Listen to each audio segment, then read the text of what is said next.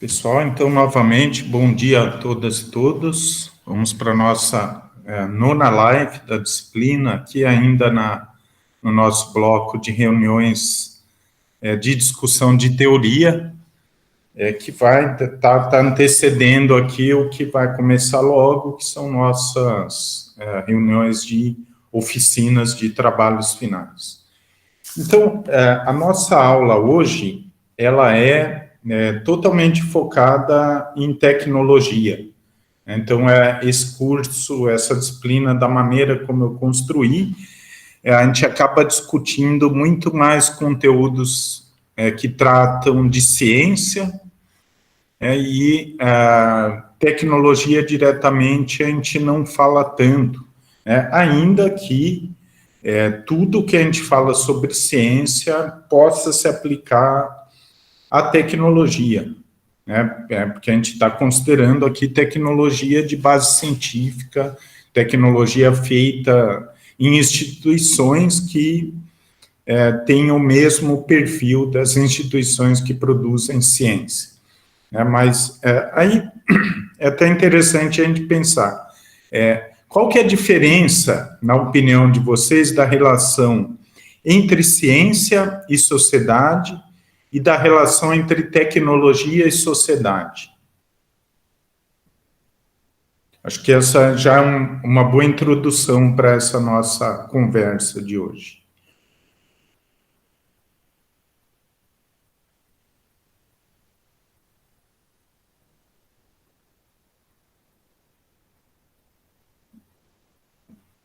Então, colocando de outra forma, quais dessas duas esferas de atividade têm mais autonomia em relação à sociedade?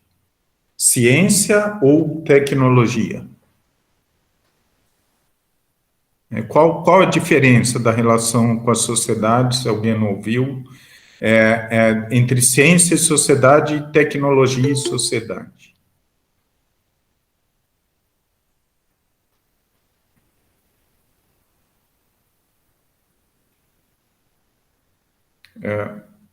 A gente pode dizer que a relação de ciência e sociedade, em muitos casos, claro que a gente, como a gente está vendo aqui nessas teorias antidiferenciacionistas, a gente está situando os casos particulares.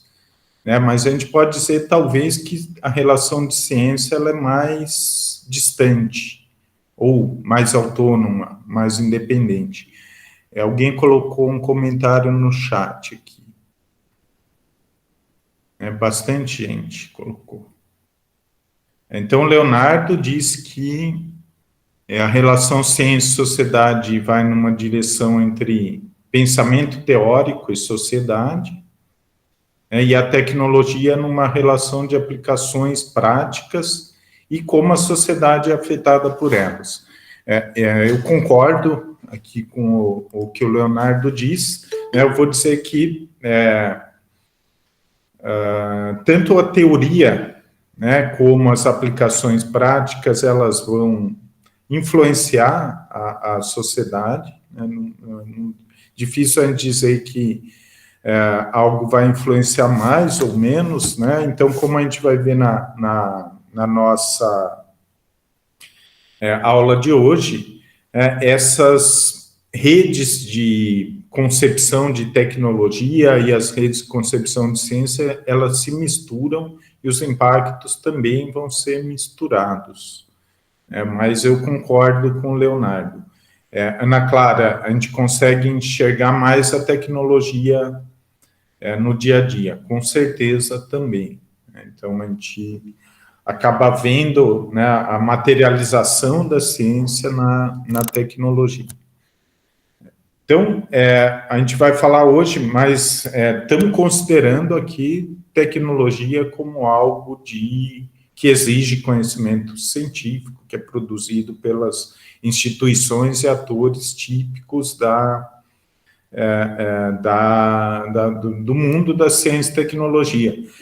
Mas o que a gente vai ver hoje, justamente a partir dessa ideia de construção social, tanto de fatos científicos como de tecnologia, que são essas teorias diferenciacionistas, é que na tecnologia os elementos, vamos dizer, externos ao mundo científico, eles vão ter muito mais influência do que na produção de ciência. Então, a gente pode dizer, e até generalizar um pouco, que, lógico que toda generalização ela vai ter suas exceções, seus casos, mas que a ciência ela é mais autônoma em relação à sociedade do que a tecnologia. Então, o autor diferenciacionista que nós vamos discutir hoje, que é o Michel Calon, é um sociólogo francês que trabalha muito com essas teorias sobre tecnologia, e que ele vai chamar de redes sociotécnicas de produção de tecnologia. A gente já vai ver por quê. Essa teoria, ela modela justamente esse processo, né, de interação entre cientistas, entre empresas produtoras de tecnologia, entre engenheiros, entre pessoas que trabalham mais especificamente com tecnologia, usuários, o ambiente institucional, a regulação sobre um determinado setor, a mídia, e infinitos atores que se articulam em torno da viabilização de uma determinada tecnologia. Então, ele vai chamar, cada um desses atores, ele vai chamar de um ator-rede. Né? Por quê? Porque são atores que defendem uma determinada configuração da sociedade a partir da introdução de uma tecnologia. Porque a gente sabe que a tecnologia ela afeta o dia a dia da sociedade, a partir do momento, e sempre com graus diferentes de impacto. Então, a partir do momento em que se cria uma nova fonte de energia, por exemplo, isso vai se difundindo e vai mudando relações sociais. E os atores que estão à frente desses projetos tecnológicos, eles são chamados ator-rede. Por quê? Porque um ator ele não vai ter a capacidade de introduzir uma tecnologia na sociedade sozinho, ele vai ter que mobilizar uma série de elementos da rede. Tanto durante a concepção da tecnologia, em que ele vai criar um projeto de sociedade onde aquela tecnologia existe, é isso que o ator-rede faz, como na adoção, na reconcepção, na difusão da tecnologia, em que ele vai ter que mobilizar uma série de atores para viabilizar que aquela tecnologia vire uma inovação tecnológica, que ela entre na sociedade. E aí, ele vai dizer que são coisas diferentes, né? A rede sociotécnica é aquilo que vai existir em torno de uma tecnologia, aquilo que vai ser o resultado das ações de uma série de atores-rede, e o ator-rede em si, ele vai ser um ator a defender uma determinada, ou tentar introduzir uma determinada tecnologia. Ou mesmo contrário a essa tecnologia que defende outra tecnologia. Então, um ator-rede que defende... então, vamos pensar, por exemplo, no carro elétrico. Então, esse modelo ele é muito interessante para explicar novas tecnologias, mudança tecnológica. Então, eu tenho ali, por exemplo, os engenheiros da Tesla que estão defendendo a difusão do carro elétrico no Brasil. Mas aí eu vou precisar ter uma série de outros elementos nessa rede que esses engenheiros estão projetando, por exemplo, estações de abastecimento desses carros elétricos. Aí eu começo, o que esses atores começam a fazer? Eles começam a trabalhar, por exemplo, com os construtores de edifícios, para os edifícios terem pontos de recarregamento de carro elétrico na garagem. Então, vocês percebem que eles estão projetando um mundo onde vai ser fácil carregar o carro elétrico, né, mas que não necessariamente isso vai acontecer. Né? Na verdade, eles estão tentando e vão tentar depois fazer com que isso seja real para satisfazer o cliente. Tudo bem, pessoal, com essa introdução? Sobre o que é, né, o que é a ideia principal, aí eu vou entrar em detalhes, quais as vantagens de se adotar uma teoria dessa, o que ela traz de novo, né, o que ela explica melhor em termos de tecnologia, e, principalmente, eu acho, nessa teoria, o que ela recomenda que seja feito em projetos de adoção, de mudança tecnológica e de difusão de novas tecnologias. Beleza? Tudo bem? Então, eu coloquei aqui uma figura na capa da apresentação aqui da nossa live. Né? Quem sabe me dizer o que é essa figura? Eu vou dar um zoom aqui.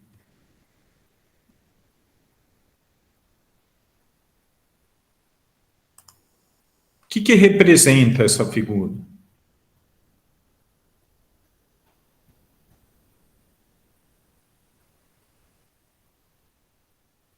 É um rabisco, um bordado?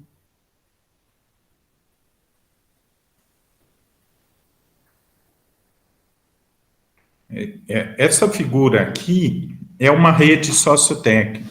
Na verdade, ela não é, ela é uma representação de uma rede sociotécnica que o básico de uma rede é isso, que a Ellen está dizendo, são ligações entre elementos. Então, a rede ela é composta de atores e objetos técnicos. A gente já vai ver bem o que é isso. E esses atores e objetos técnicos, eles estabelecem relações entre si. Então, esse tipo de diagrama, ele é feito com, esse aqui foi feito com software que faz redes, que monta redes a partir da entrada, claro, de dados, do usuário, e que constrói diagramas de rede, Então, a gente vai ver que essas redes, elas têm atores ou objetos centrais, atores ou objetos periféricos, cada ator vai ter uma série de ligações com outros atores, mais diretas, menos indiretas. Então, esse tipo esse software que eu estou dizendo, que eu estou introduzindo aqui, ele é interessante até porque ele permite a gente fazer uns cálculos de medida de centralidade, medidas de várias medidas que tem a ver com essa ideia de rede, Então, e essa ideia de redes, ela é emprestada, na verdade, da ideia de redes computacionais, Então, é similar a uma rede qualquer de dispositivos computacionais que se comunicam e que trocam informações, intermediários, mas no caso de uma rede sociotécnica, que a gente está falando que é uma rede de produtores de tecnologia, basicamente, esses atores, esses objetos, eles vão trocar muito mais do que informação, Eles vão trocar dinheiro, eles vão trocar objetos, eles vão trocar leis, regulamentos, tudo que acontece numa relação entre atores. Então, essa rede aqui é um diagrama de uma rede sociotécnica dos construtores de edifício na cidade de Londres. Então, tem uma série de atores aqui mais ou menos centrais, mas a ideia é justamente essa, que esses atores, esses objetos, é o que tornam real a construção de edifícios na cidade de Londres. Tudo bem, pessoal? Algum comentário aqui sobre redes, sobre o softwares de montagem de redes?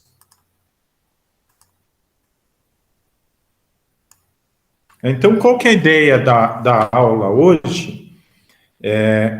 Eu corri um pouquinho aqui com a apresentação, né, dos conceitos. Eu vou falar mais ou menos o que eu considero essencial a gente pegar do texto do Michel Calon. Né, na verdade, era um texto traduzido por um outro professor, o Ivan da Costa Marques, né, e faltam alguns elementos ali, principalmente as figuras do texto. Né, então, se vocês tiveram alguma dificuldade com o texto, por favor, enviem aqui que a gente discute e a gente procura esclarecer aqui. Mas na minha leitura, eu achei o texto bem claro, ele mostra bem na introdução quais são os objetivos, nas conclusões ele retoma. Eu acho um texto bem interessante e ele acaba, né, é uma ideia muito simples, né, essa ideia de redes, parece até uma ideia um pouco, um truísmo, né, então é lógico que as coisas funcionam assim, né, que as tecnologias funcionam assim, mas ela permite, né, essa ideia de desenvolver bastante a partir dos conceitos, né, inclusive no final do texto ele fala ali sobre uma série de modelos possíveis de redes tecnológicas, né, até um pouco complicado, mas eu acho que aquilo a gente não precisa se preocupar com aquela análise de redes possíveis que ele faz. Eu acho que é interessante a gente conseguir visualizar sistemas tecnológicos como redes. Eu acho que a gente tem alguns ganhos aí que eu vou comentar hoje.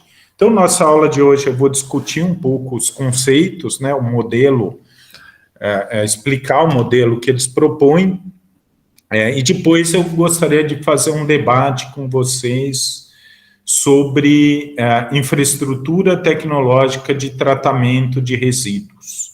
Então, vou passar 2 vídeos sobre um projeto que estava em discussão ali por 2012, depois ele foi abandonado, mas havia um projeto de construção de uma grande usina de incineração de resíduos que ia gerar energia elétrica aqui em São Bernardo do Campo, que ia dar conta de incinerar o resíduo de todo o ABC, mas eu acho que 4 ou 5 municípios da Grande São Paulo, então era um negócio de larga escala, né? O investimento na época era de coisa de 4 bilhões de reais, não estou falando milhões, estou falando bilhões, só que foi abandonado. Mas na época gerou muita controvérsia, né? Controvérsia porque envolve uma escolha tecnológica de se manter o modelo atual de gestão de resíduo, que é basicamente aterro sanitário, né, versus incineração. Então, qual que é o objetivo, né, desse exercício? Depois a gente identificar atores, objetos técnicos e outros elementos do modelo da teoria de redes nesse episódio que aconteceu em São Bernardo do Campo, e que está em discussão novamente, né? Então, tem um projeto que está bastante avançado, já de construção de um incinerador ou usina de recuperação energética, né? Então, a maneira como se chama o artefato, ele já é um indício de quem é do que o ator rede que está chamando essa tecnologia defende. Então, se eu chamo de incineração, tem uma conotação negativa. Se eu chamo de unidade de recuperação energética de resíduos, tem uma conotação muito mais positiva. Então, isso é uma das características do ator rede, né? Ele defende determinados posicionamentos. E isso que a gente vai fazer também nesse exercício, né? É tentar olhar para quem defendia a tecnologia e para quem era contra a tecnologia, que mundos sociais eles estão projetando. Né? E agora, voltando, né, existe um projeto bem avançado de construção de uma usina desse tipo em Mauá, tá? Uma discussão bastante dura, né, entre os defensores e entre quem não defende esse projeto. Isso para atualizar vocês sobre isso, mas depois, no fim da aula, a gente discute sobre isso, depois eu posso mandar mais material para você. Tem projeto, vocês, tem projeto em Santos também, então tem um lobby industrial, né, inclusive uma associação nacional de recuperação energética de resíduos, que está tentando difundir essa tecnologia no Brasil. E, como bons atores rede, esses defensores, eles projetam um cenário sociotécnico positivo com a adoção dessas tecnologias. E os atores rede contrário, eles projetam um cenário negativo. Tudo bem até aqui, pessoal? Então, esse é o plano aqui da nossa aula. Então, vou começar pelas hipóteses, né, dessa teoria do ator-rede ou e redes sociotécnicas. Eu achei até melhor colocar esses dois elementos. Depois eu vou reformular a minha apresentação. Então, o objetivo geral, né, desse modelo é construir, né, ou entender, né, como uma tecnologia ela é implementada, como ela é adotada. Então, mas de que forma, né? Então, qual que é a maneira tradicional de se avaliar ou de se tentar buscar as razões de adoção de uma tecnologia? Normalmente, um critério de eficiência ou qualquer outra adequação técnica de um dispositivo. Né? Então, tradicionalmente, né, você justifica ou avalia uma tecnologia, a implementação dela, em geral, isso é muito do senso comum, né, com a justificativa de que aquela opção é tecnicamente superior ao que já existia ou a outras opções. Né? Então, dentro dessa perspectiva antidiferenciacionista de descrição, né, da tecnologia, esse autor, o Calon, ele vai complicar um pouco esses critérios. Né? Então, ele vai por isso que a gente diz que ele vai adotar um ponto de vista construtivista. Né? Ele vai dizer, não, a tecnologia ela não é simplesmente o que é desenvolvido nos laboratórios e relacionado diretamente com um desempenho técnico esperado, né, que seja superior ou que seja mais adequado do que uma outra opção tecnológica. Toda essa eficiência técnica e o próprio sistema vai ser socialmente construído. Por isso que a rede ela não é tecnológica, a rede ela é sociotécnica, na terminologia que eles vão utilizar. Então, esse que é o objetivo, ir um pouco além na compreensão de sistemas tecnológicos. Né? Então, a hipótese, algumas hipóteses sustentam, né, esse modelo. Né? Então, uma primeira é que o sistema tecnológico, como aquele diagrama de redes, ele é composto não por uma empresa, não por um setor, né, mas por uma rede bem complexa de atores e objetos técnicos, atores e objetos técnicos, que eles se relacionam, né, então a gente pode dizer que eles se comunicam. esses atores e os objetos técnicos. Então, essa hipótese, né, ela leva a uma série de prescrições, né, de como que um projeto de tecnologia ele deve ocorrer. Alguém, tudo bem? Perguntas?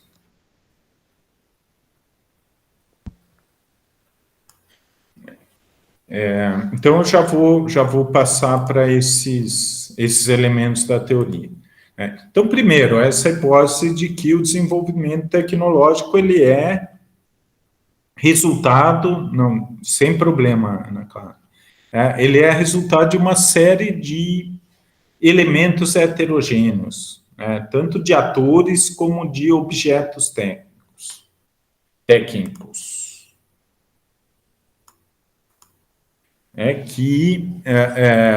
Principalmente esses atores são os que vão negociar, né, uma nova tecnologia. E como eu estava dizendo, né, esse enfoque construtivista de que a influência dos atores é importante, principalmente das relações de poder entre os atores, né, esse enfoque construtivista ele vai dizer que a tecnologia que a gente utiliza, né, então, por exemplo, se a gente utiliza carro a gasolina ou a etanol, motor de explosão interna, a razão não é simplesmente tecnológica, não é simplesmente técnica, é um processo de construção social para que aquelas tecnologias ocupem seu lugar e se difundam. Então, isso implica o quê? Implica algum impacto social e econômico, a introdução de uma nova tecnologia, e esse impacto também, ele é a razão, né, esse rearranjo social e econômico, ele é a razão da adoção de uma tecnologia. Então, ele vai estar relacionado com a oportunidade que uma tecnologia vai ter para se estabelecer. Então, as escolhas tecnológicas, elas são sociotécnicas. É isso que eles estão destacando. E o debate, né, toda a discussão sobre escolhas tecnológicas, ele vai ser um debate político, muito mais que um debate tecnológico, que depende muito do quê? De relações de poder entre os atores afetados. Então, isso é bem importante, né, porque a gente evita um modelo de tomadas de decisão, né, que se chama, né, um dos nomes para isso é tecnocracia, ou, né, a gente pode falar o domínio dos experts, né, dos especialistas em determinadas áreas, em determinadas escolhas sociais, que é colocar uma questão de escolha tecnológica em termos técnicos, né, dizer que os critérios são técnicos, né, e com isso encobrir os aspectos políticos que essas escolhas têm. E esse é um discurso que ele é fundamentado em ciência, muitas vezes. Então, você tem ali o discurso tecnocrático, em geral, das pessoas que têm autoridade para falar sobre uma teoria ou sobre uma tecnologia, e que vão automaticamente desautorizar outros grupos a falar. Então, isso é muito comum, por exemplo, em órgãos como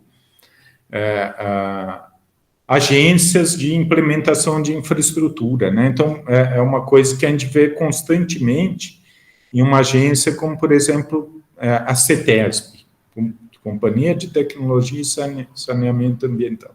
Olha, a gente está colocando essa solução aqui para resolver os problemas, né? Gerar um problema social ambiental, porque isso a gente estudou, nós fizemos todos os cálculos possíveis e a gente sabe que isso é a melhor opção possível. Outro caso, por exemplo, quando a gente tem projetos de barragens para geração de eletricidade. O discurso, em geral, ele é muito, muito tecnocrático. É claro que, e a gente vai ver que as estruturas de participação, elas influenciam, né? Então, você vai ter ali todo um esquema de audiências públicas, de consultas públicas para a população afetada, mas, no fim das contas, o que a gente vê é que o discurso técnico dos especialistas, dos experts, acaba sendo o que tem mais peso, né? Então, o discurso de outras opiniões, ele é muito desqualificado, né? Então, isso é importante dessa teoria, né? É mostrar que não é assim que deveria acontecer uma série de escolhas técnicas. E aí eu acho que o caso da usina de incineração de resíduos vai ser bem, bem interessante para a gente perceber isso. Tudo bem, pessoal? Comentários, perguntas?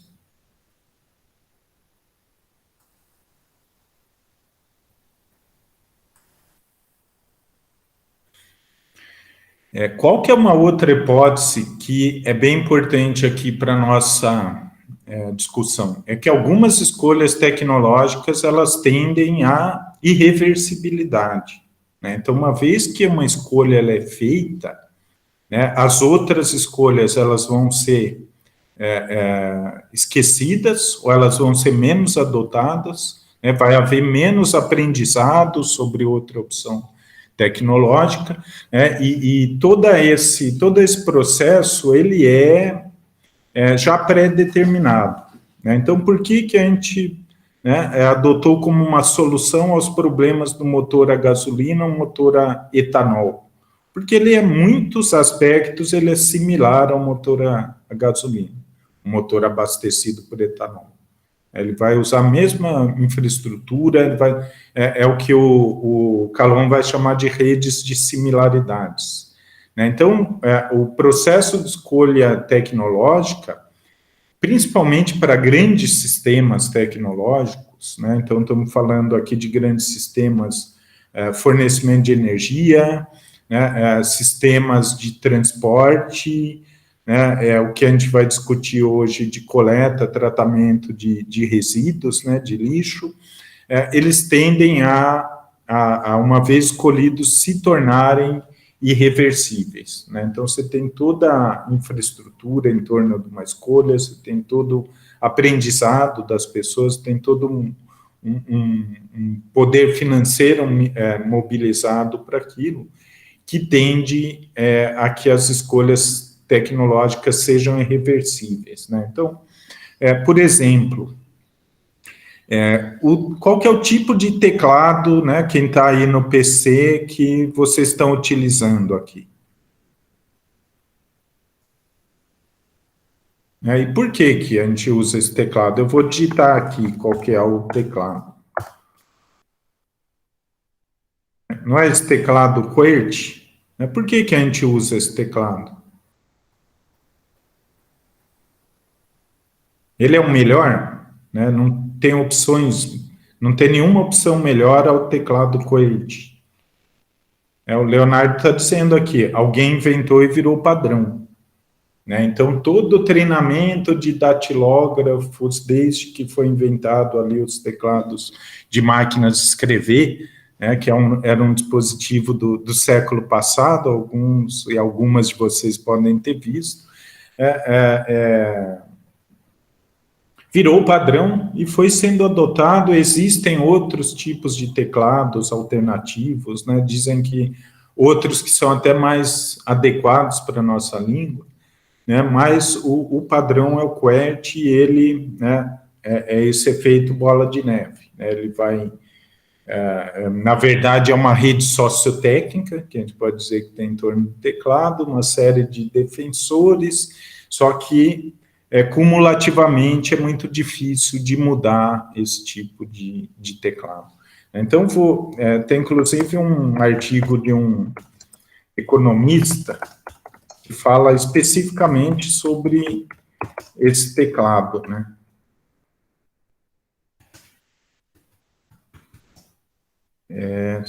Como é que ele chamava? Era o Arthur. Eu estou digitando aqui se alguém tiver interesse. Mas é justamente o conceito de travamento tecnológico, né, que chamam lock-in tecnológico, ou dependência do padrão, PEF, dependence, né, porque a tecnologia, é por isso que um presidente dos Estados Unidos diz que os Estados Unidos são viciados em combustível fóssil, né? Na verdade, é que o título do artigo é o contrário.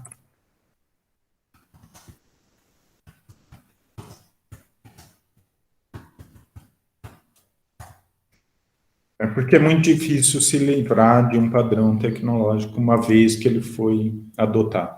E aí, né, é o que eu estava falando, essa teoria ela vai gerar uma série de prescrições, né? Então, uma primeira é que, né, os atores sejam ouvidos, né, os atores afetados numa determinada escolha tecnológica sejam ouvidos.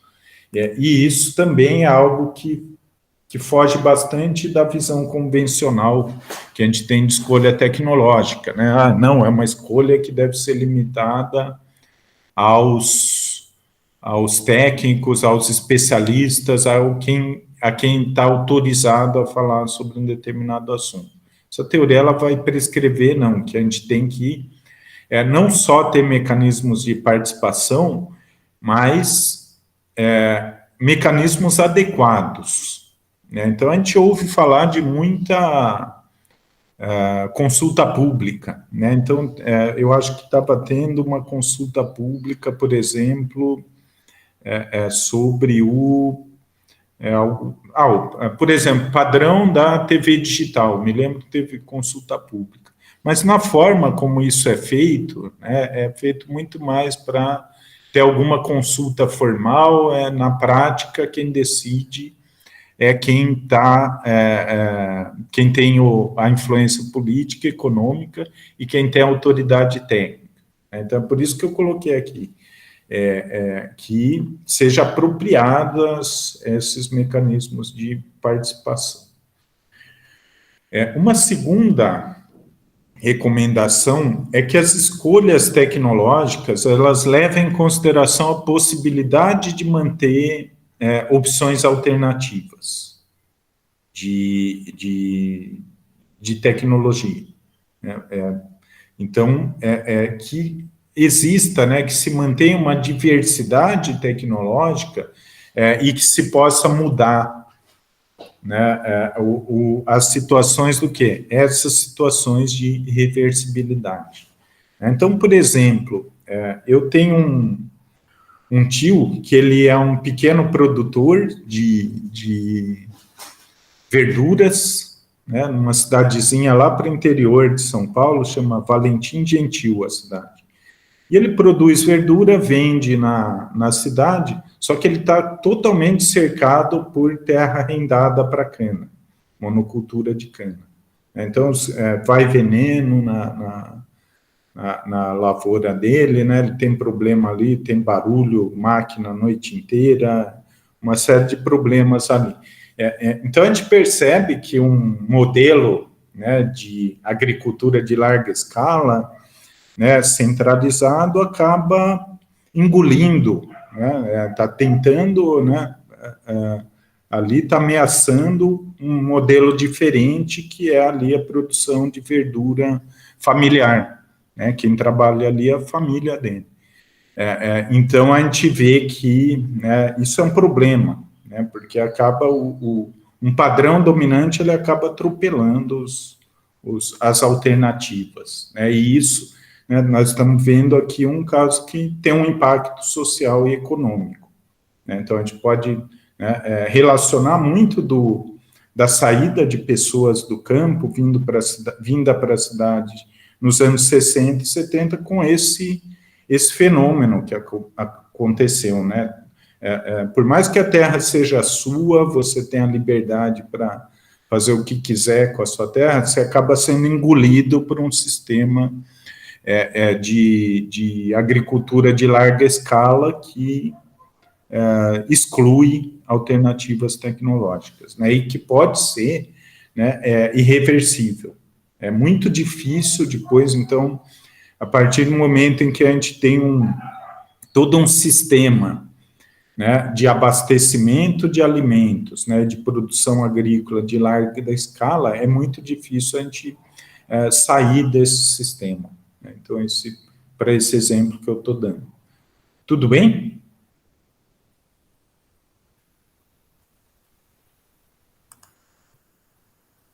Então, o que é essa teoria do ator-rede e das redes sociotécnicas?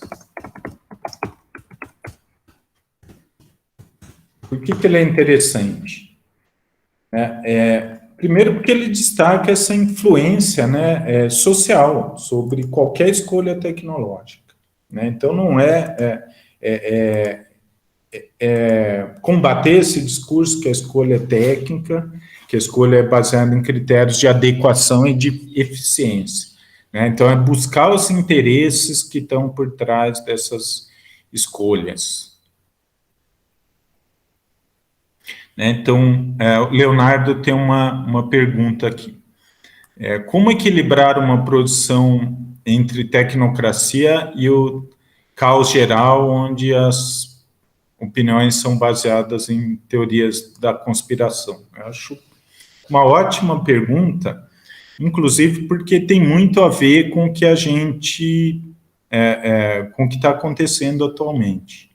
Então, a gente pode dizer, né, que eu poderia fazer um discurso de que a escolha, que a obrigatoriedade das vacinas é algo tecnocrático, que fere a liberdade individual e que as pessoas deveriam ser ouvidas sobre isso, né? E o que a gente está vendo, né, é que isso está até acontecendo, né? As pessoas estão expressando suas opiniões sobre vacinas, coisas mais absurdas, né? Inclusive baseadas em teorias da conspiração. Eu acho que é um dilema, né? Então, o caso que a gente está vendo hoje, por exemplo, ele é bem típico disso, né? Então, e é algo que, né, pode trazer um prejuízo para toda a sociedade, mas o que eu estou dizendo, né, o que esse modelo inclui, né, nesse debate das redes sociotécnicas são os objetos técnicos, né? Então, o que entra no debate também é a evidência científica, né? E a evidência científica de uma forma comunicável, né? Então, o que é evidência científica? Pode ser também evidência da experiência, né? O que já é diferente de teoria da conspiração, né? Então, eu coloquei aqui nesse slide que existe, né? Claro que toda escolha tecnológica, ela vai ser socialmente construída, mas que a dimensão cognitiva, ela é importante, né? Então, o funcionamento do objeto técnico, né, e a relação com outros objetos técnicos, ela vai ter que ser levada em consideração. Mas aí eu digo, essas informações mais técnicas, elas têm que ser comunicadas de maneira a ser possível um debate, né? Mas isso não significa, né, que se meia dúzia de pessoas começarem a dizer que quem toma vacina tem mais probabilidade de pegar AIDS, né? Então essa foi a última lorota aí que foi difundida sobre vacina, e isso não significa que uma opinião dessas, né, ela vá ser considerada seriamente. Por quê? Porque não existe evidência empírica disso. E aí eu acho que isso pode limitar esse caos geral. Tudo bem, Leonardo? Mas não é uma coisa simples, né, porque a fronteira, né, entre o autoritarismo tecnológico, né, e a exposição mais esclarecida de fatos, né, comprovados, ela é muito, muito tênue, né, tá muito próximo, né, para cair no autoritarismo com base em evidências científicas. Mas eu acho que é uma construção caso a caso, né, e eu acho que aí é o tipo da coisa que se resolve na política. Então, por exemplo, a forma como eu estou dando o exemplo da vacina, né?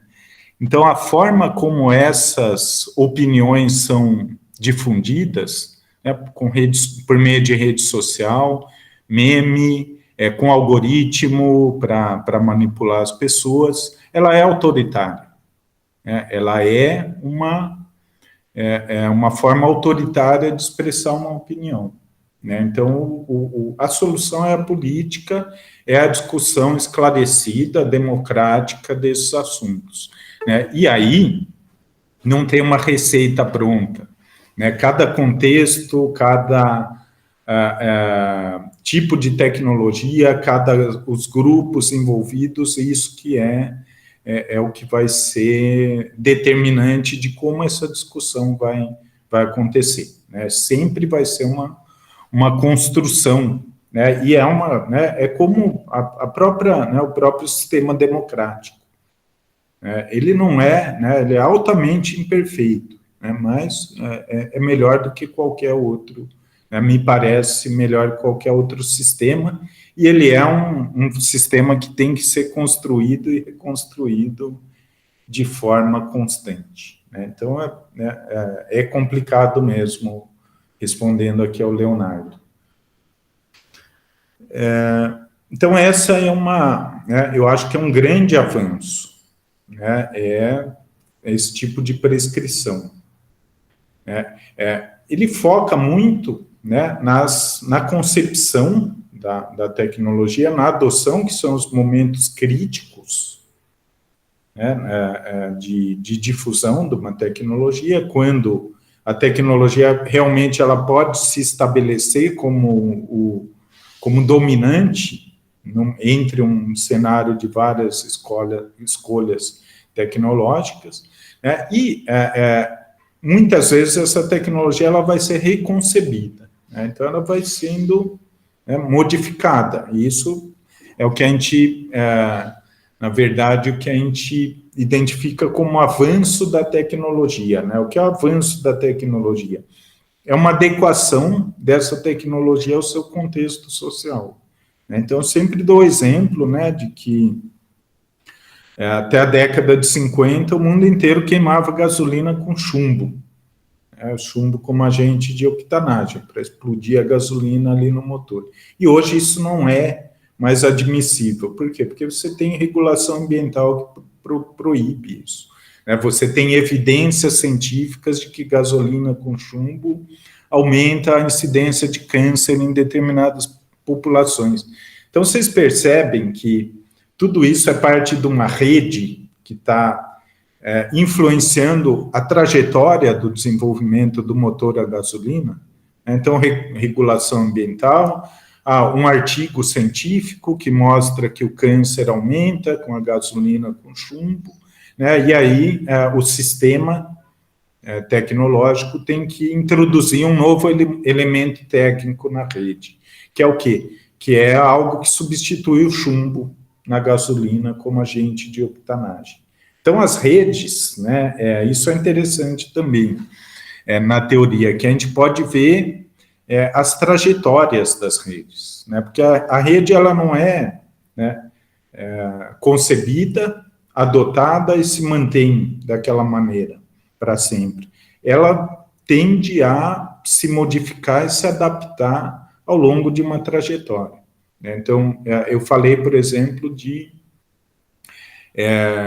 produção agrícola, grande produção agrícola. Também, com certeza, é um outro...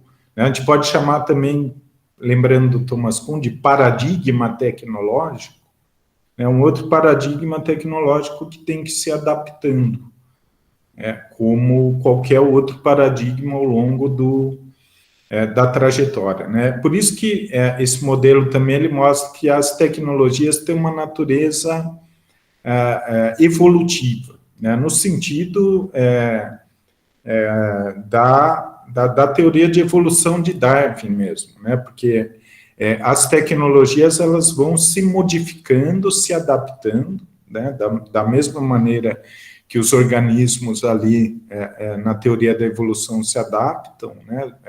Através de mutações, né? Então toda a rede sociotécnica ela vai evoluir de uma forma, vamos dizer, paralela, né? Não necessariamente dependente, né? Às vezes uma coisa acontece independente de qualquer outra coisa, mas modifica, exige uma modificação, né? Então, tudo isso vai ter uma trajetória determinada. Tudo bem?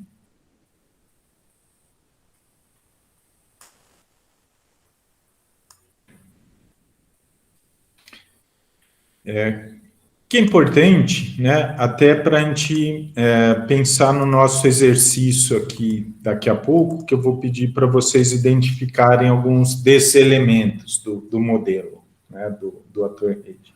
Então, o primeiro elemento importante é o objeto técnico, né? Então, eu estava falando, por exemplo, do motor a gasolina ou das práticas de agricultura.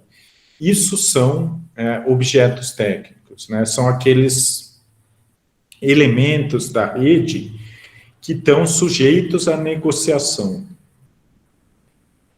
Então, eles não têm voz, né? Eles não têm a participação nas negociações, são aqueles elementos passivos de uma rede sociotécnica, que se modificam, né, na trajetória tecnológica, né, e que tem um formato, né, muito dependente das negociações entre os atores, né? Então, o objeto técnico é aquele passivo, né? E o interessante é que, às vezes, um objeto técnico ele assume um papel de ator. Então, em geral, são os objetos mesmos, inanimados. Os atores, em geral, são seres humanos. Mas um objeto técnico inanimado, ele assume um papel de ator, por exemplo, quando ele não funciona conforme o previsto numa rede sociotécnica.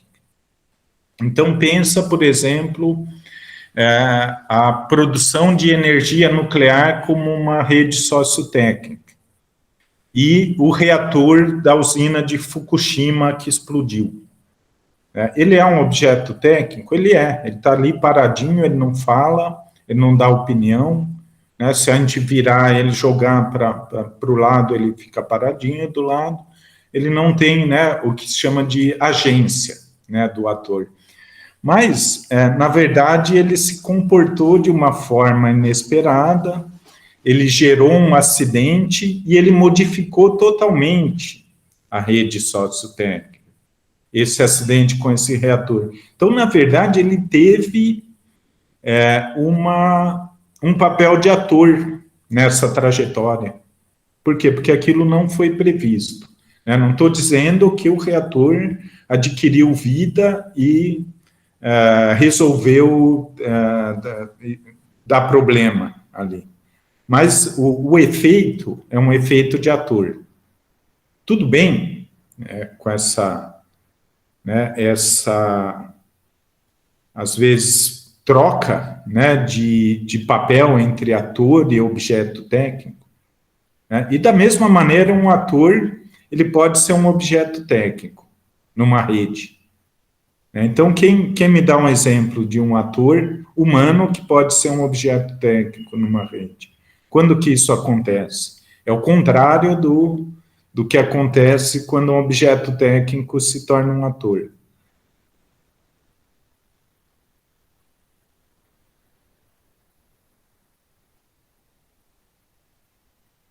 É quando, por exemplo, um operário na linha de produção, Leonardo está dizendo.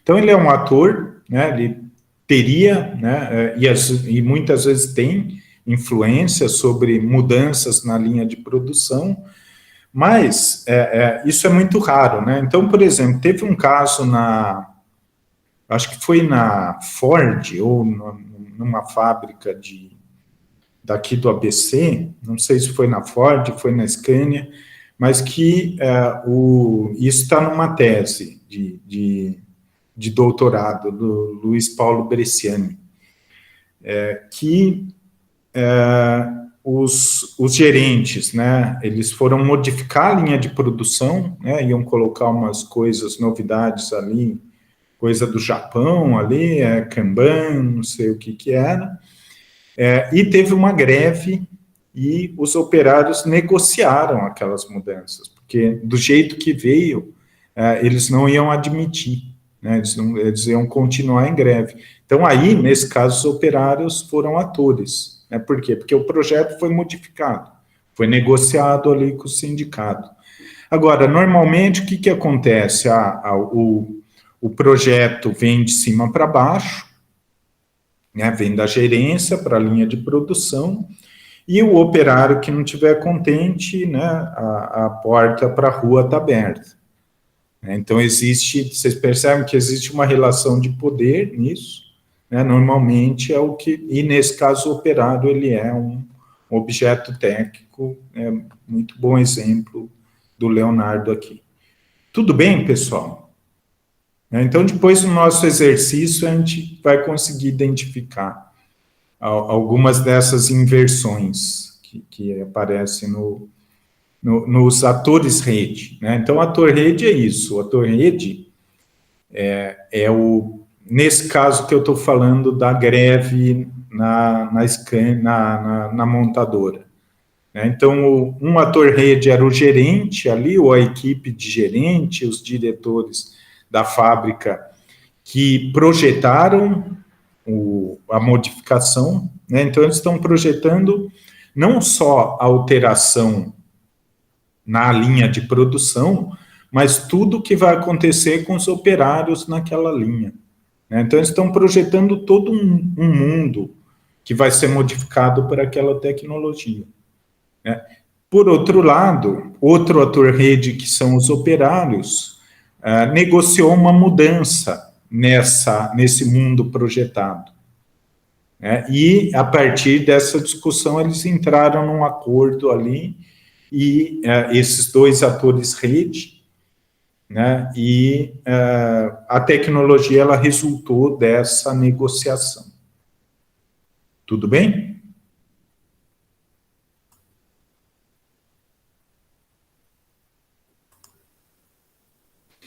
Então, o ator é justamente isso, pessoal. É uma entidade, né, e às vezes pode ser um objeto técnico, como eu estava dizendo aqui,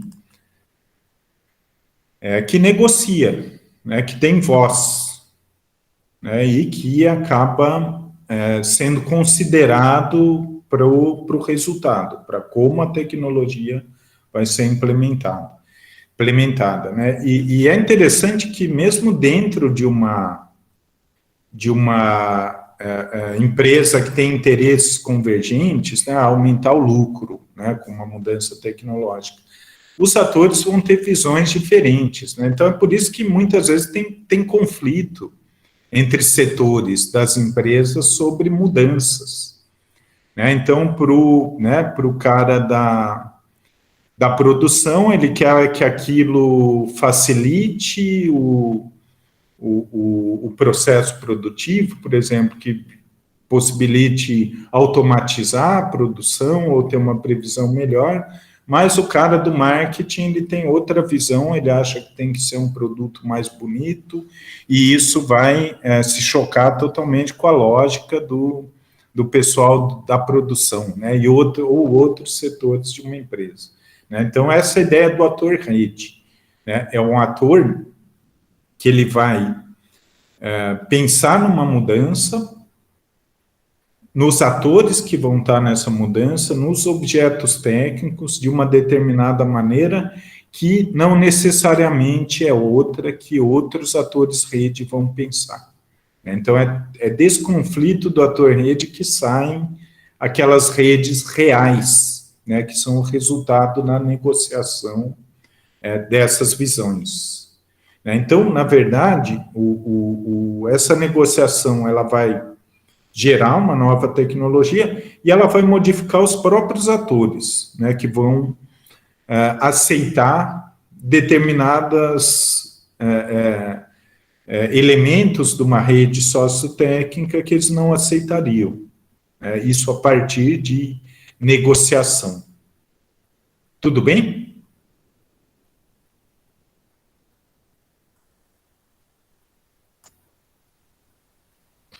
Então, isso que é uma rede sociotécnica, né? É esse conjunto de atores e objetos técnicos. Formada, né, elas são, na verdade, concebidas pelos atores-redes, né, que vão ser aqueles que têm voz numa negociação técnica.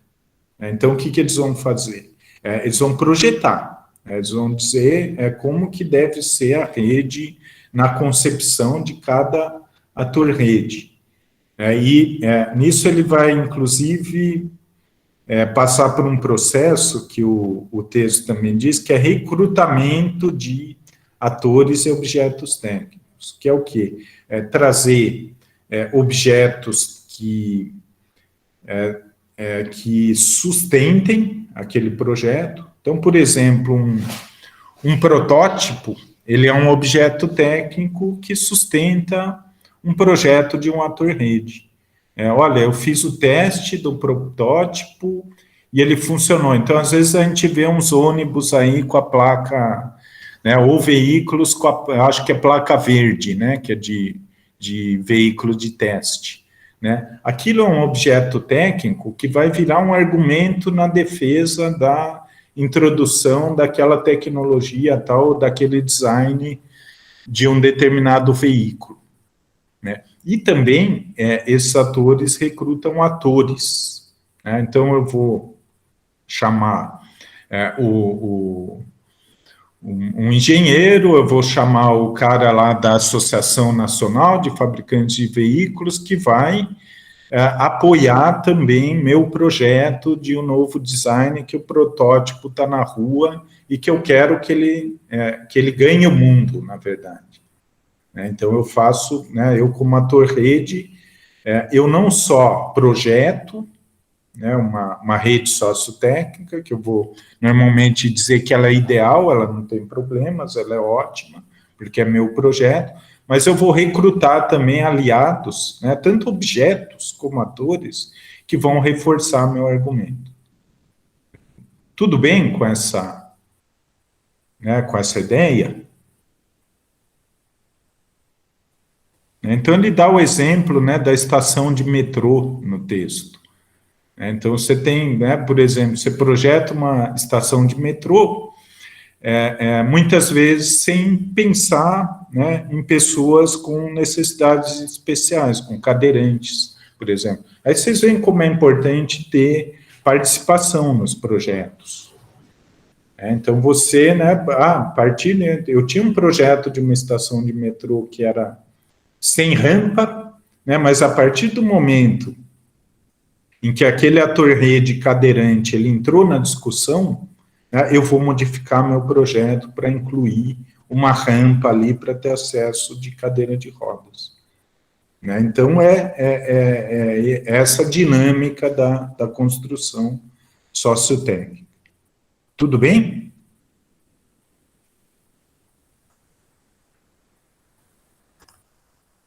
Então, ele vai dizer também, né, que as redes elas têm um certo formato, né, em função desses elementos que constituem as redes. Então, ele vai falar, né, o que a gente pode chamar de uma morfologia das redes. Né? Então, ele entra em bastante detalhe sobre isso, né, mas eu acho que para a gente é importante fixar dois modelos de rede que ele defende, né, que ele apresenta, né, como possíveis. Então, ele vai dizer que essas redes podem ser convergentes ou divergentes. Então, o que é uma rede convergente? É aquela rede em que os atores, os objetos técnicos, os discursos, eles estão indo numa mesma direção, e em que não existem muita oposição àqueles argumentos. Então, são aquelas redes que não têm grandes problemas técnicos, que não têm atores que acham que os projetos têm que ser modificados, são aquelas redes mais simples, mais, vamos dizer, em que existe maior consenso sobre o caminho que a rede deve seguir. Mas, por outro lado, a gente tem, e é muito comum, redes divergentes, em que os atores têm opiniões diferentes, em que os objetos, às vezes, não funcionam como esperado, em que a integração entre esses objetos é complicada, e aí você vai ter uma rede em que não existe muito acordo sobre o que tem que ser feito. Tudo bem com essa tipologia das redes?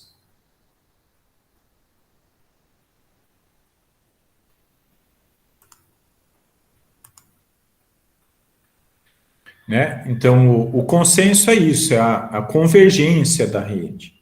Então, uma série de, tanto atores, que defendem essa rede, como os próprios objetos técnicos, que funcionam de acordo com o que se espera, ou mesmo uma pesquisa de mercado, ela é um objeto técnico, pode defender uma rede projetada por um ator, e isso, essas redes convergentes, elas se transformam de redes de concepção em rede de adoção, e da concepção para adoção, você aumenta muito a quantidade de elementos na rede, então você vai incluir aí os usuários, você vai incluir os órgãos reguladores, você vai incluir os financiadores, e é muito frequente que uma rede de concepção se torne uma rede de adoção, e quando ela se torna uma rede de adoção, o objeto tem que voltar para ser reprojetado,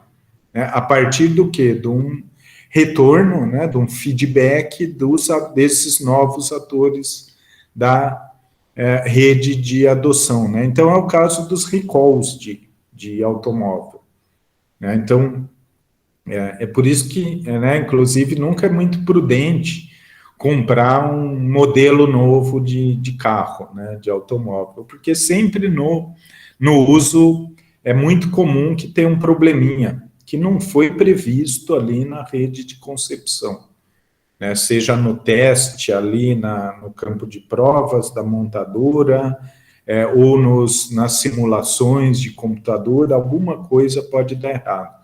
Aí o que gera? Gera um recall, tem que refazer o projeto desse carro. Então, isso acontece com várias redes tecnológicas. Como eu estava dizendo, a rede ela é plástica, então ela muda, ator entra, ator sai, objeto técnico entra, então uma nova descoberta, ela é algo que pode modificar uma rede, ou um novo ator poderoso que representa um grupo, ele pode também modificar uma rede, então sempre tá acontecendo dentro das redes sociotécnicas processos de inovação, que podem ser mais, que modificam de forma mais profunda a rede, então uma inovação radical, ou pode ser simplesmente pequenas inovações que vão resolvendo problemas dessas redes sociotécnicas. Isso tem muito a ver com o ambiente, então o que é aceito numa sociedade com relação a uma tecnologia. Por exemplo, regulação ambiental, é um ótimo exemplo de interferência do ambiente, do contexto, que modifica uma série de redes sociotécnicas. Tudo bem, pessoal? Comentários, perguntas, por voz, por chat? Então, seguimos aqui. Essas redes, né, elas vão ter uma certa estabilidade. Então, como eu estava dizendo, a gente usa combustível fóssil já faz aí uns bons 300 anos como principal fonte de energia, ou mais. Então, existe uma trajetória que é mais ou menos estável. E essa estabilidade vai depender daquela convergência de elementos da rede, de elementos da rede indo para uma mesma direção e resolvendo problemas, resolvendo mudanças no ambiente através de adaptações. Então, a gente vê que a trajetória de uso de combustíveis fósseis, ela foi evoluindo. Na verdade, evolução não é uma evolução necessariamente positiva, para todos os atores envolvidos. Então, por exemplo, para o meio ambiente, certamente, a evolução da indústria petroleira, ela não foi boa, não foi positiva. Mas a gente está dizendo evolução em termos de manutenção, em termos de estabilidade dessa rede. Então, os problemas vão sendo resolvidos e a rede segue sua trajetória. O paradigma tecnológico, ele se mantém, como a ideia de paradigma tecnológico que a gente discutiu um pouco na aula 7. Então, em geral, essas redes convergentes, elas geram padrões, tanto de uso, então eu estava falando aqui do teclado do computador. Isso é um elemento de convergência para a gente continuar a produzir teclado QWERTY. Então, e muitas vezes normas explícitas. Então, quando eu falo de especificação de combustíveis, eu estou falando de um objeto técnico que é convergente a uma rede onde um outro objeto técnico são motores que utilizam esse combustível.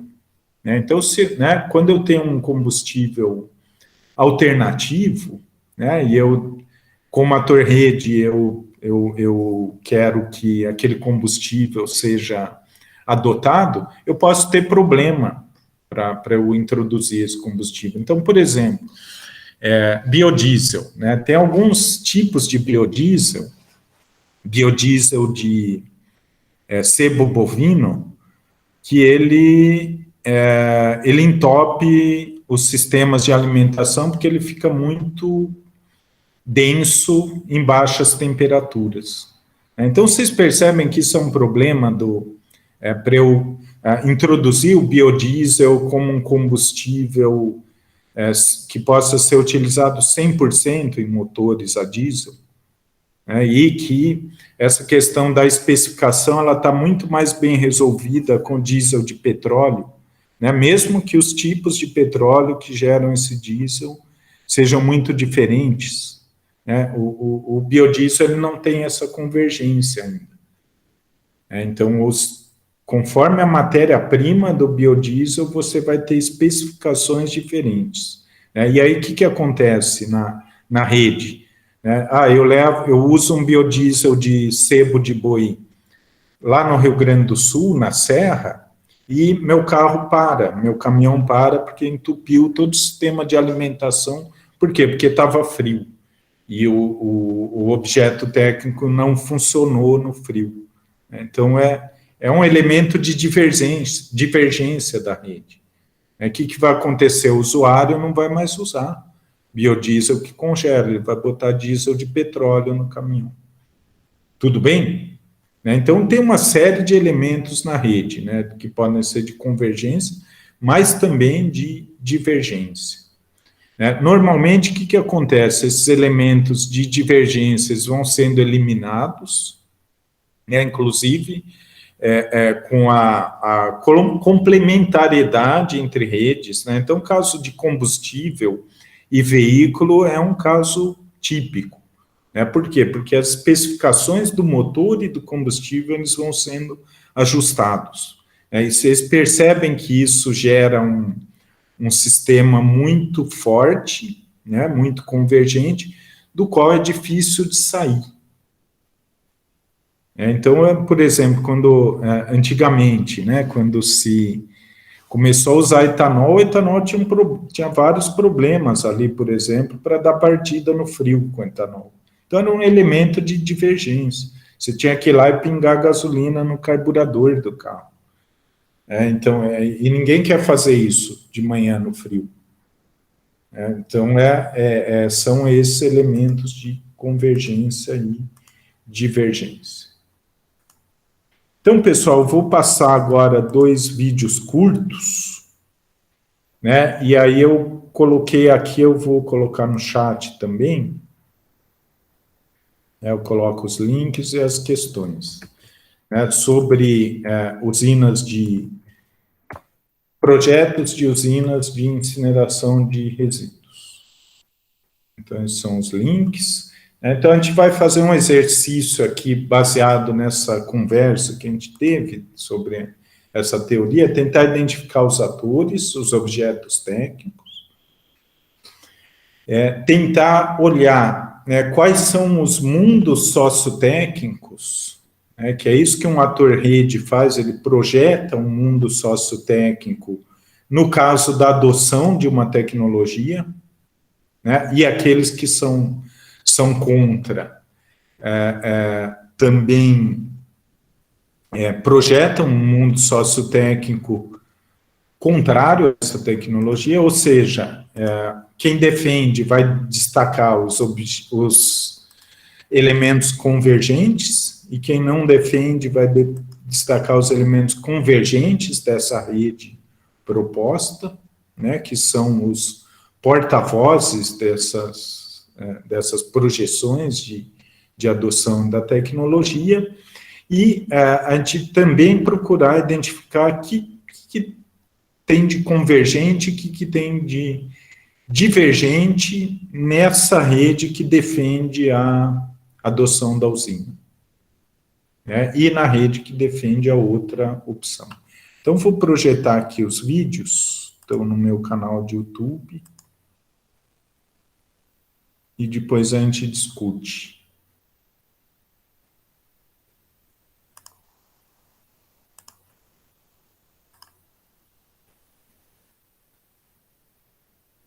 Pessoal, dúvidas, comentários, enquanto eu rodo o vídeo aqui?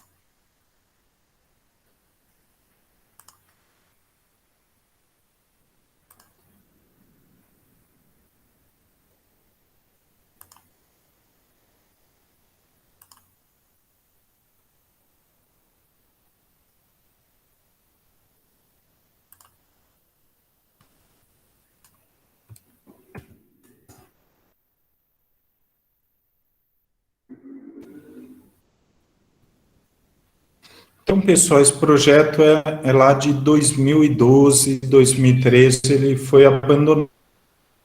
Esse projeto que está sendo defendido lá, mesmo, basicamente.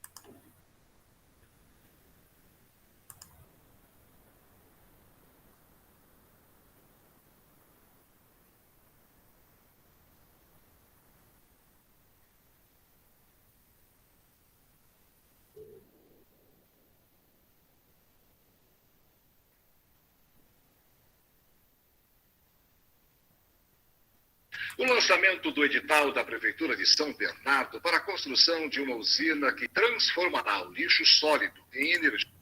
Pessoal, estão ouvindo? Eu não estou vendo O vocês. lançamento do edital da Prefeitura de São Bernardo para a construção de uma usina que transformará o lixo sólido em energia elétrica causa questionamento.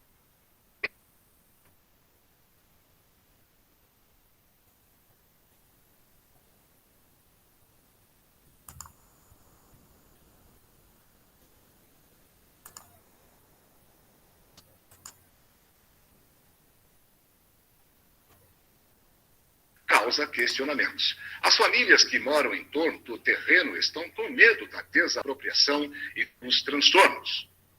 A reportagem do seu jornal esteve hoje na área prevista para a construção da usina na divisa entre São Bernardo e Diadema e gravou lá as perguntas dos moradores da região para o secretário de Coordenação Governamental, Tarcísio Secoli, que está aqui no estúdio do seu jornal para responder aos moradores que querem saber da nova usina. Boa noite, Tarcísio. Boa noite, Ribeiro, e boa noite aos amigos telespectadores. Prazer em tê-lo aqui, viu? Obrigado. Muito bem. Nós estivemos nesse local, gravamos um vídeo, gostaria que o senhor acompanhasse conosco. Depois nós temos algumas perguntas desses moradores a respeito do que deve acontecer nessa área. Vamos acompanhar, por favor. É nesta grande área verde, onde funcionava o antigo lixão do Alvarenga, que será construída a usina de incineração de lixo. De acordo com a prefeitura, só será queimado lixo orgânico, que representa atualmente 45% das 700 toneladas de resíduos produzidos por mês em São Bernardo. O restante será reciclado. A intenção do projeto é eliminar a quantidade de resíduos enviados aos aterros sanitários. O secretário de Planejamento Urbano, Alfredo Buzo, falou nesta tarde sobre o assunto. A implantação dessa usina lá irá trazer grandes benefícios. O local terá toda a acessibilidade do local, todo o entorno disso será melhorado e acertado para evitar qualquer transtorno para a população. A ideia nossa é instalar essa usina a partir de 2014. Essa usina, a poluição dela é zero. Ela hoje está nos grandes centros, está no meio de Paris, está no meio de Nova York, está no meio de Berlim. Nós somos o primeiro município que estamos atendendo integralmente a nova lei de resíduos sólidos, uma lei que o Lula implantou aqui a partir do ano passado, e nós estamos atendendo tudo isso. Tarcísio, essa usina resolve o problema de espaço e da necessidade de reciclagem mais consciente? Na verdade, assim, tem um detalhe na reportagem, não é bem assim. Nós vamos fazer na usina um tratamento inicial com material orgânico, e o material que não é orgânico e não consegue, não pode ser reciclado, será incinerado. Então nós vamos trabalhar pesadamente para aumentar a reciclagem na cidade. Hoje São Bernardo recicla cerca de 1% do lixo que produz. Nós colocamos metas para quem for o vencedor do BBP, que do ano que vem até 2017, temos que chegar a 10% de material reciclável. Vamos reciclar outros 20%, que é de material orgânico, fazendo um tratamento desse orgânico para que ele perca a quantidade de água e possa ser melhor aproveitado. E o material que não pode ser reciclado, esse material sim será incinerado. Tanto o material orgânico quanto inorgânico. Se você pegar uma folha de papel que estiver manchada de óleo, ela não consegue ser reciclada. O material tem que ser incinerado. Se você pegar um material, um plástico qualquer, antes de você jogar no saco do lixo, esse plástico pode ser aproveitado. Depois que ele contaminou com outras substâncias, o custo disso, ambientalmente, para você recuperar, reciclar, é mais caro do que se você eventualmente queimar. E tem muito material, como ferro, como alumínio, como vidro, que pode ser recuperado a qualquer momento. E nós vamos fazer uma separação prévia antes de começar a fazer a queima do que sobra. Tarcísio, vamos acompanhar agora as perguntas dos moradores da área. O José Cláudio dos Santos, sobre essa área que será desocupada. Pois não. Eu quero saber até onde a área que vai ser desocupada para a construção da usina. Eu queria, porque a minha preocupação eu moro próximo ao Cerro Azul, umas 2, 3 ruas do Cerro Azul. Então eu queria saber se vai chegar a essa desapropriação a vila onde é que eu moro, ou se vai ficar onde está. Essa é a minha preocupação. Uma boa pergunta. Eu diria o seguinte: o terreno do aterro, ele tem, do lixão, antigo lixão, ele tem 340 mil metros quadrados. A usina terá apenas 40 mil. Os outros 300 mil, nós vamos recuperar. Há uma demanda judicial desde 1994, que a Prefeitura Municipal tem que recuperar o terreno. Recuperar o terreno significa que nós temos que tirar todo mundo que está em cima do lixão, tirar os gases que ainda estão sendo produzidos. Há gás lá suficiente para mais 10 anos de produção industrial, para ver a quantidade de gás metano que está sendo produzido naquele aterro. E nós temos que recuperar toda aquela área e recolher todo o chorume que continua sendo produzido pelas montanhas, pelas toneladas de lixo que foram jogados lá por mais de 30 anos. Então, as pessoas que estão em cima do lixo, elas precisam sair da área. Certo. As pessoas que estão fora, no entorno, ao lado, elas vão permanecer do mesmo jeitinho que estão hoje. Mas quem estiver em cima do lixo precisa sair, senão a gente não consegue recuperar aquela área. Então, nós vamos providenciar moradia, vamos ter que transferir essas pessoas para outros locais, vamos ter que mudar de lá eventualmente. Se houver área suficiente no local para a construção das moradias necessárias, serão construídas no próprio bairro. Cerro Azul, como foi a pergunta desse nosso companheiro. Está bem claro. Vamos agora à pergunta de Erudino Cardoso dos Reis. Te pergunto, secretário, se já tem esse lugar apropriado para levar essas famílias, né? E se essas famílias, elas vão ser recadastradas, porque o prazo que o senhor nos deu, aquele dia da reunião, que era a partir de 6 meses, está dando agora no mês de junho. Eu pergunto ao senhor, que olha para essas famílias, para que essas famílias não sejam mais judiadas como essas que saiu aqui para o Bolsa Aluguel, que ainda não tem o endereço correto. Na verdade, assim, nós fizemos um cadastramento de todas as famílias. Uma parte do pessoal que estava em cima do lixão, morando lá há muito tempo, sofrendo as consequências daquele gás, nós retiramos. Está sendo construído um conjunto habitacional que as pessoas serão levadas para lá. A parte onde está o pessoal mais próximo do Cerro Azul, esse ainda nós estamos fazendo todos os estudos, está sendo feito todo o levantamento para colocar as pessoas no próprio Cerro Azul, que será um bairro urbanizado, porque hoje não é urbanizado, é uma forma caótica de organização que teve lá de ocupação irregular, e que nós vamos regularizar tanto o bairro quanto a regularização fundiária. As pessoas vão ter, a partir da intervenção municipal, o seu direito de moradia, vão ter que comprar o seu imóvel, vão ter a documentação e poderão depois fazer o que acharem melhor com ele. Então, nós vamos urbanizar, fazer a consolidação urbana daquilo e deixar as pessoas com o seu direito de moradia. Vamos ouvir uma pergunta sobre o lixo que não será reaproveitado. Bom, e a outra pergunta que eu queria fazer também é o que vai fazer com o restante do lixo que não vai ser reaproveitado na usina? Para onde vai ser ali esse lixo? Vai ser aterro sanitário, vai ser aqui mesmo ou se vai para outra região? A pergunta é interessante porque toda vez que você queima, você tem cinzas. Nós estamos licitando e há várias tecnologias no mundo. Tem tecnologias que vão de 3% até 20% de resíduos que são cinzas. Essas cinzas, não existe esse produto, essa matéria-prima no Brasil hoje, porque não tem nenhuma usina de incineração. Nos países onde isso já é comum, você tem que inertizar essas cinzas e elas podem ser usadas para a construção civil, produzindo tijolos, blocos, ou para construção de estruturas de pavimentação, como subbase para estradas. No Brasil não existe ainda legislação porque não existe produto. Então, no primeiro momento, o que sobrar da usina, nós vamos mandar para o aterro em Mauá, onde está sendo colocado o nosso lixo até hoje. Porém, será de 100% que é hoje, na pior das hipóteses, 20, vai depender da tecnologia que for vencedora da licitação, ou pode cair para 5%, para 8%, para 10%. Então, o número será bem menor, mas será colocado em Mauá e não mais aqui. Aqui, nesse local, além da usina, será construído um grande parque, porque aquela região primeira é carente, falta áreas de lazer, e ali, nesse momento, a gente acha que um parque seria a melhor solução, a solução mais adequada para a destinação daquele terreno do que sobra que não fosse usado na usina. Ok. O Ademar de Jesus Souza tem uma pergunta sobre o trabalho na usina. Secretário, você vai chamar os moradores que moram aqui na Sítio Joaninha para trabalhar na usina? Uma usina dessa, dependendo da tecnologia usada, ela usa entre 50 e 100 trabalhadores. Ela funciona 24 horas por dia, todos os dias, e aí você precisa de pessoas para acompanhar o processo. Tem alguns trabalhos que são técnicos, né, que você tem que ver se tem gente lá qualificada para isso, e tem outros trabalhos que são menos técnicos, né, e que pode ser aproveitado as pessoas da região. Não sabemos ainda o que vai ser feito, porque depende de quem for o vencedor do certame, para poder ver. Claro que interessa, para o vencedor do certame ter gente do lado, que mora perto, como qualquer tipo de produto hoje, qualquer empresa, comércio, indústria, serviço, prefere quem está no entorno do que buscar gente de fora para fazer. Então, eu tenho a impressão que boa parte das pessoas que trabalharão lá serão moradores ali. Muito bem. E sobre o início das obras? Essa é a pergunta de Rosane Maria de Sena. Secretário, eu gostaria de saber o seguinte, o prazo, o início do projeto aqui na região. A gente tem até um pouco de ansiedade da própria comunidade, porque fica um pouco angustiante mesmo. Vai, não vai. A gente precisa saber o prazo e se será feito em consórcio ou é só a Prefeitura Municipal de São Bernardo do Campo que vai cuidar desse projeto. Nós começamos agora, soltamos a licitação no dia de segunda-feira, dia 6.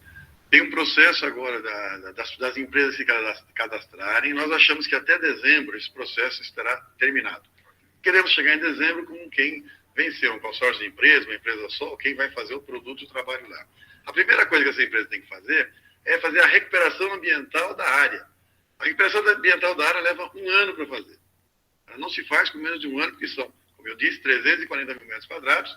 Tem áreas ali que tem 50 metros de profundidade de lixo.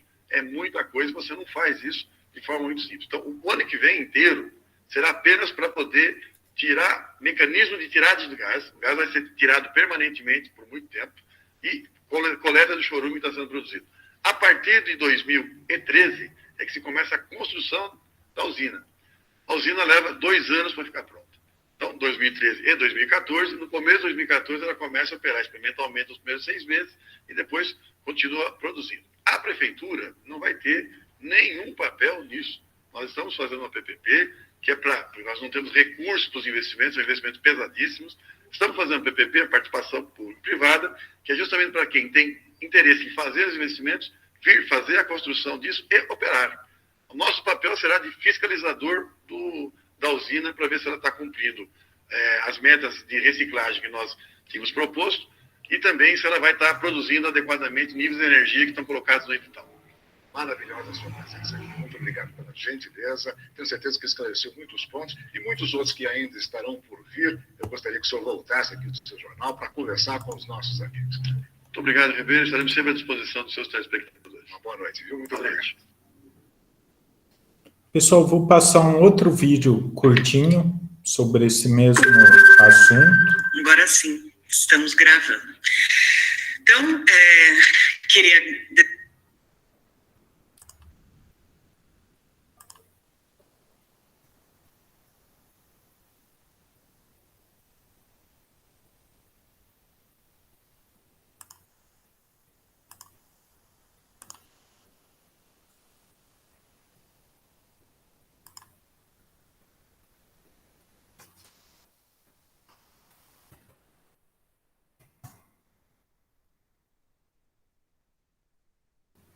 Pessoal, vou passar um outro vídeo curto. Esse é bem curto, 2 minutinhos, e a gente vai para a discussão.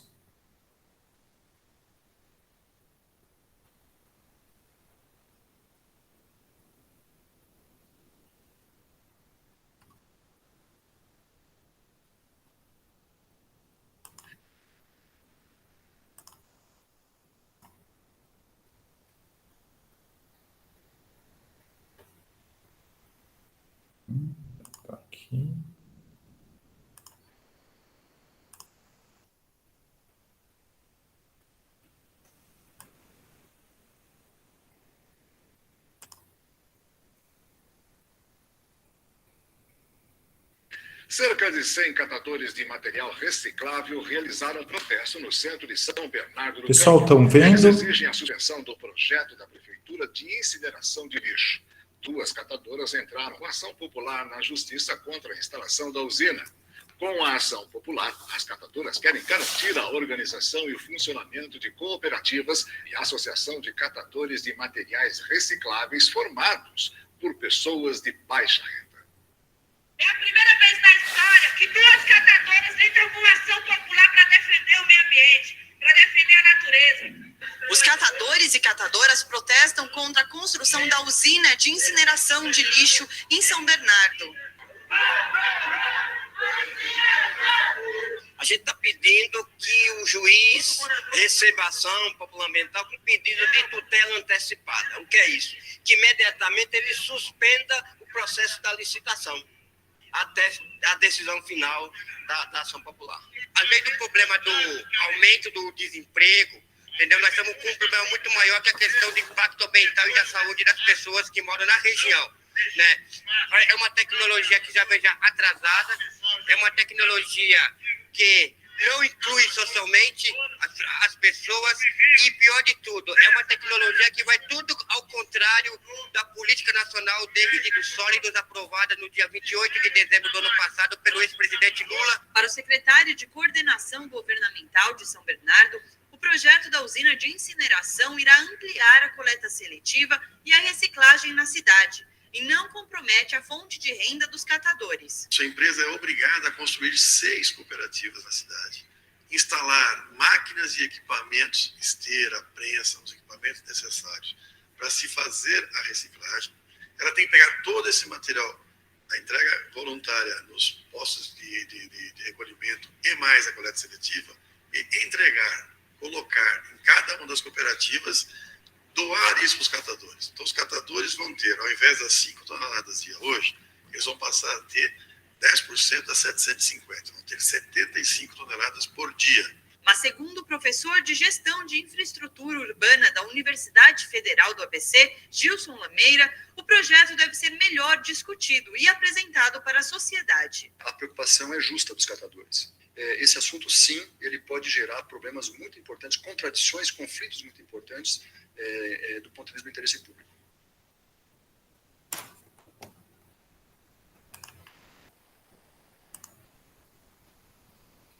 Pessoal, conseguiram ver os vídeos? Tudo bem?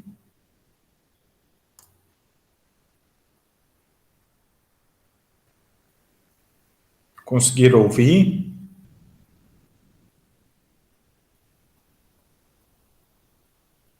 Então, tá. Primeira pergunta.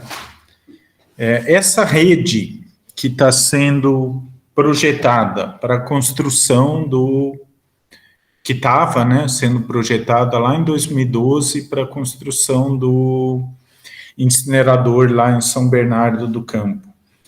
Ela, nesse vídeo, por essas informações que a gente teve, é uma rede convergente ou divergente?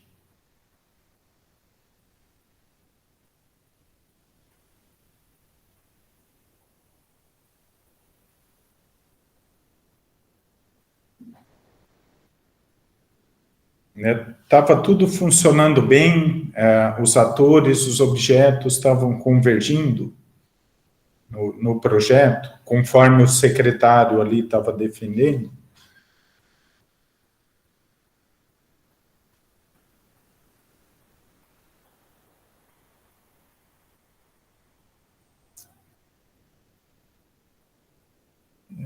Convergente ou divergente, pessoal?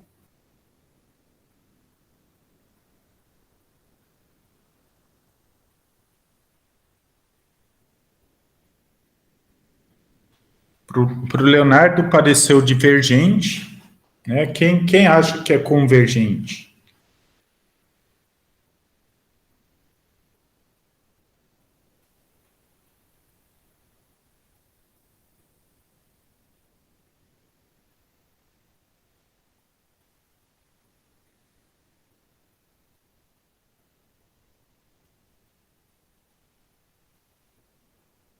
Então, na verdade, para mim é divergente também. E por quê? Porque a gente vê uma série de tanto atores como objetos técnicos que não estão indo na direção do projeto que é defendido, né? Então, o ator rede principal desse nosso exemplo é o secretário ali de infraestrutura da época, é quem está defendendo o projeto. E que, por exemplo, no projeto dele, os atores catadores de recicláveis vão estar incluídos, né? Ele diz que vão ser construídas 6 cooperativas com todo o equipamento ali, mas esses atores não estão concordando, tanto que eles fizeram um protesto contra o projeto. Então, o mundo que ele está projetando ali, né, dos catadores felizes na cooperativa que vai ser construída pelo empreendimento que ganhar a licitação de construção da usina de incineração, isso não é fato, né? O fato é que aqueles atores são divergentes. Quem identifica um outro elemento divergente? Quem identificou? Seja um objeto técnico, seja um ator nessa discussão.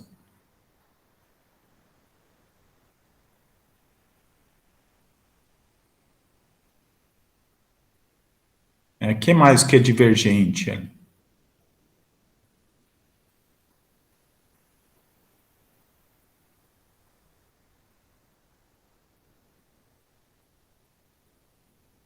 Então, uma hora, eu dou uma pista, uma hora que ele fala dos resíduos da usina que são cinzas. O que ele diz que vai ser feito com as cinzas? Do processo ali, que é no mínimo 3%, o que é um volume muito grande de cinza, altamente tóxica.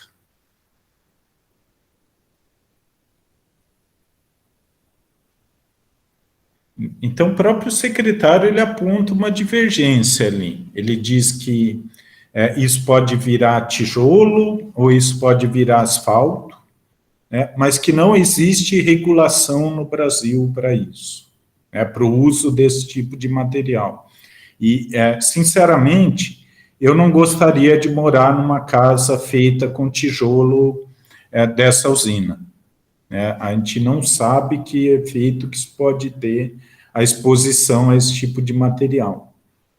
Então, é um elemento claramente divergente também, só que aí é um objeto técnico, divergente nessa rede. Então, eu vou, para a gente ir finalizando aqui, eu vou para a primeira pergunta que eu coloquei ali no nosso roteirinho. Quem que são os atores? Vocês identificaram os atores? E quem são os objetos técnicos?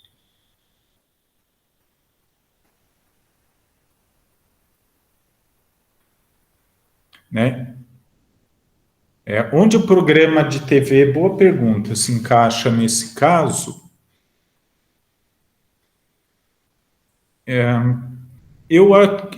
um ator, na verdade provavelmente ele é recrutado, então a equipe da secretaria ali resolveu fazer a divulgação. Então vamos chamar o pessoal da TVT, a TV aqui da CUT, que inclusive é aqui em São Bernardo, que deve ter sido avisada da pauta. E qual que é o papel do jornalista, por outro lado, é mostrar os vários lados de uma discussão. O objeto é a usina, um dos objetos é a usina que, inclusive, ninguém sabe como é.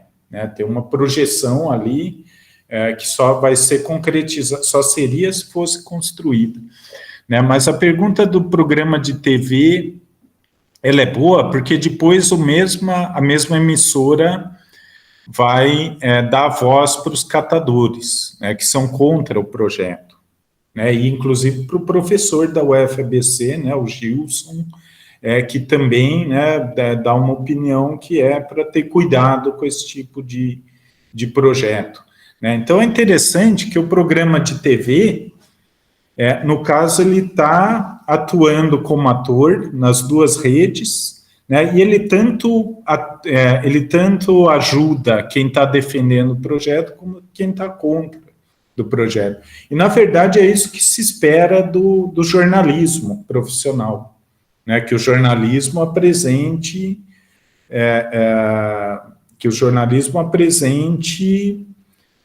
a discussão e as várias opiniões, né? Isso que a gente quer que um jornal faça, que um jornal na TV, um jornal impresso faça, né? Então, ele é um ator, né, importante, né? Então, a mídia sempre é importante. Muitas vezes a mídia ela é muito manipulada para defender uma determinada rede, né? Mas eu acho que, nesse caso, claro que a gente vê a diferença a gente vê a diferença dos vídeos, do tamanho, né? Então, o primeiro vídeo falando as vantagens da usina e defendendo tem 9 minutos, o segundo vídeo tem 11 minutos, quer dizer, na verdade, o primeiro, o segundo tem 2 minutos, né? Talvez a gente possa aí pensar num posicionamento da TVT nesse caso, né? Mas mostrou os dois lados da controvérsia, né? Agora, uma pergunta: a comunidade, né, que estava vivendo ali próximo, né, e tinha gente que morava mesmo no lixão lá do Alvarenga, eles são atores ou objetos técnicos, com base nessa discussão que a gente viu? Claro que a gente teria que, né, só fazendo um parênteses aqui, para eu definir isso com certeza, numa pesquisa com rigor, eu teria que ir atrás de mais informação além desses vídeos. Mas com base no que a gente viu aqui, a comunidade ali, que mora no entorno do lixão do Alvarenga, ela é objeto técnico ou ela é ator?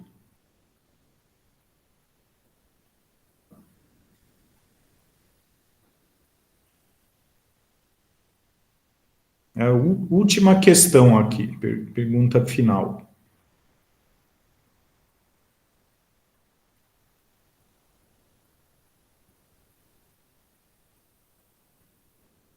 O que está aparecendo ali, né, na prática, que o Leonardo está dizendo, eles estão parecendo ali objetos técnicos, né? Eles estão, por mais que eles tenham sido entrevistados ali, me parece que eles não têm, né, a não ser que eles fizeram algo parecido com o quê? Com uma manifestação. Então, vocês percebem como o direito à manifestação ele é importante nesse caso, né? Então, está dentro da nossa estrutura política eu poder agendar uma manifestação, fechar umas ruas e expressar minha opinião sobre um projeto técnico. Algo que, por exemplo, na época da ditadura militar não poderia. Então, na época da ditadura militar, teria todo mundo preso ali, meia dúzia ia sumir no processo. Parece que hoje a gente tem né, porque por mais que limitado que seja o alcance dessa manifestação, né, a gente tem um espaço. Então, é importante isso, né? O Calon vai dizer como a estrutura institucional de uma sociedade, ela vai influenciar no desenvolvimento tecnológico. Então, quando construíram Itaipu, lá na década de 70, a usina hidrelétrica de Itaipu, foi um processo totalmente convergente, né? Não tinha vozes contra, de peso, né? Como, por exemplo, a gente tem hoje com a construção de uma barragem como foi Belo Monte, né, que você tem ali o movimento dos atingidos por barragem, você tem os índios, você tem os agricultores, todos dando sua opinião no projeto, né, na rede sociotécnica.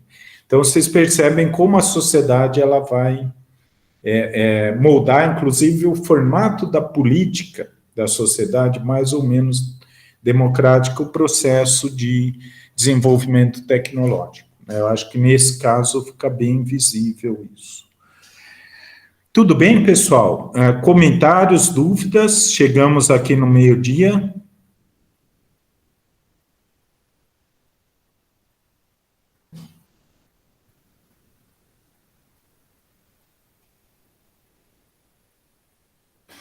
Então, obrigado pela atenção. Vou encerrar aqui a gravação.